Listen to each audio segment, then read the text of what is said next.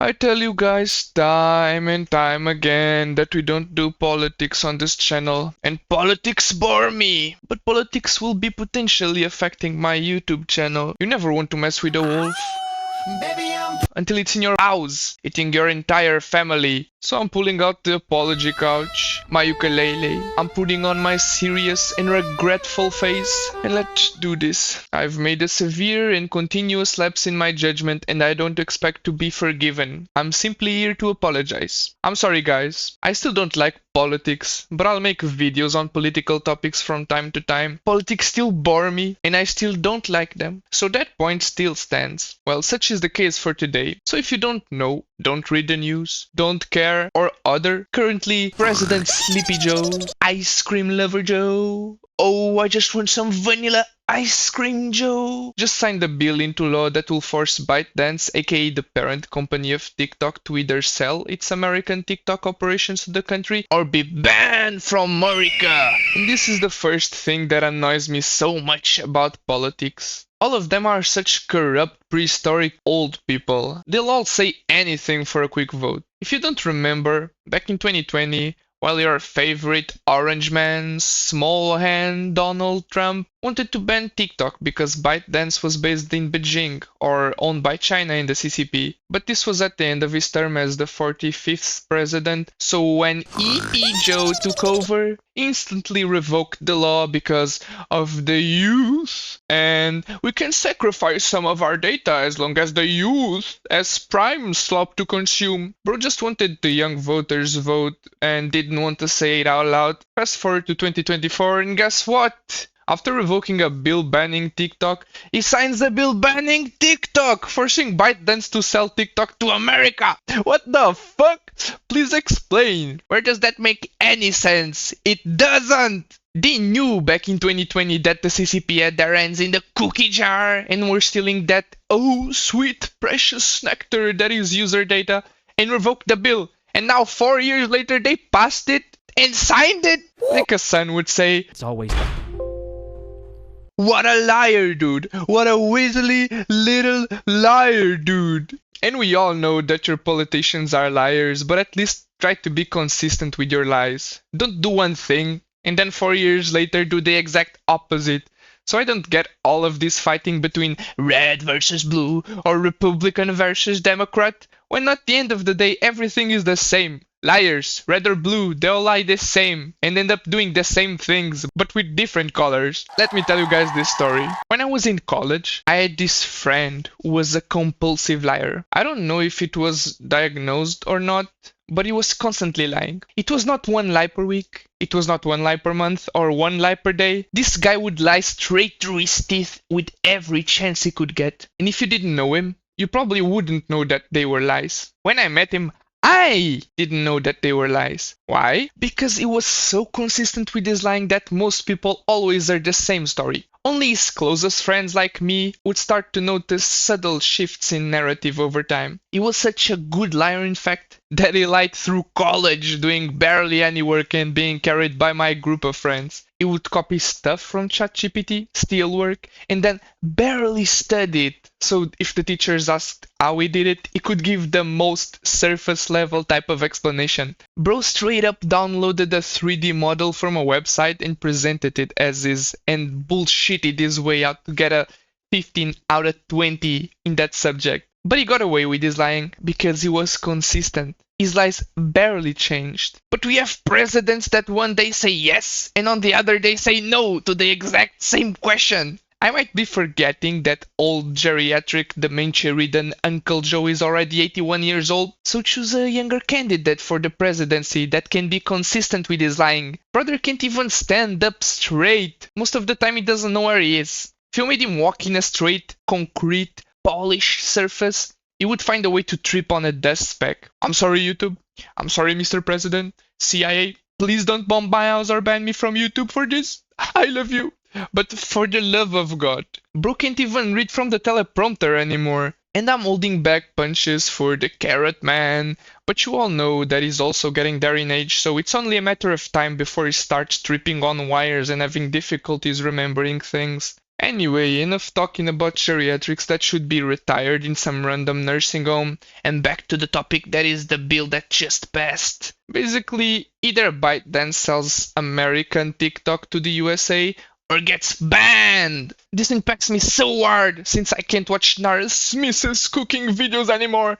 I don't have as many people to make videos on, and I can't procrastinate as much. TikTok's his face, show, and you'll never convince me that this guy is TikTok's CEO. TikTok is owned by China and the CCP. This guy is just a talking head or the face of a company. Anyway, Show is really sad because he can't steal our data anymore, so he made a TikTok video. As you may have heard, Congress passed a bill that the president signed into law that is designed to ban TikTok in the United States. That will take TikTok away from you and 170 million Americans who find community and connection on our platform.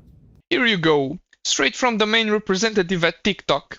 EP Joe signed the bill designed to ban TikTok or force American TikTok to be sold to the US. Shifter, stop saying that Show is the main representative at TikTok. He's the CEO. Okay, here's a picture of the ex-CEO of Alibaba. His name was Jack Ma. Now he's known by the name Prisoner 31350421A because he started falling out of line. So China and the CCP sent him to the Chinese gulag. The last part is an obvious lie. After he spoke out against the Chinese government, he disappeared for a while, but no one knows if they actually sent him to the Chinese gulag or not. It's just a theory. A game theory. Anyway, this is what happens to the CEOs of the biggest Chinese companies if they fall out of line. Show is just a puppet owned by the CCP. If he starts acting sassy, first his family might suddenly disappear. And if he continues, a few days later, there might be another CEO stepping up to the role. Make no mistake, this is a ban. A ban on TikTok and a ban on you and your voice. Show is employing dark ninjutsu tactics to tug at your heartstrings. It's all smoke and mirrors. Don't be deceived by his words because, although they are true, he's only using them to empathize with them. The only thing that this man cares about is your user data. This man couldn't care less about your voice. As a matter of fact, let's see him put his words to practice. If Show cares so much about people's voices, let's see him talking about the Chinese censorship in the media. Politicians may say otherwise, but don't get confused. Many who sponsored the bill admit a TikTok ban is their ultimate goal. It's obviously a disappointing moment, but it does not need to be a defining one. It's actually ironic because the freedom of expression on TikTok reflects the same American values that make the United States a beacon of freedom. Bro's giving a heart-to-heart moment with the audience, except he's reading from a script with his family held at gunpoint in the background. And why am I kidding? I also script my videos, so I let this one slide. I'll just point out the obvious in case you didn't notice and you want to use it as an argument against your show supporting friends. And again, he's just using those buzzwords for you to feel empathy for him. It's like when those trap plants emit certain smells for flies or other bugs to be attracted to. It's just a trap! And at the end of the day, TikTok only cares about your user data. TikTok gives everyday Americans a powerful way to be seen and heard. And that's why so many people have made TikTok part of their daily lives. Rest assured, we aren't going anywhere. We are confident and we will keep fighting for your rights in the courts. The facts and the Constitution are on our side, and we expect to prevail again. Our community is filled with people who have found acceptance and compassion, offered inspiration and encouragement, increased their awareness, and brought into perspectives, ultimately adding more delight and joy to their lives. Our community is also filled with 7 million business owners who have built their livelihoods on TikTok. Remember when everyone liked Elon Musk? Oh my god! Finally a relatable rich billionaire that I can relate with. He even invests in shitcoins! His first car was just an E3328i that at the time cost a full kidney and a left eye. Remember when everyone liked Sam Bankman-Fried? Oh, he's so rich yet modest, always dressing weird.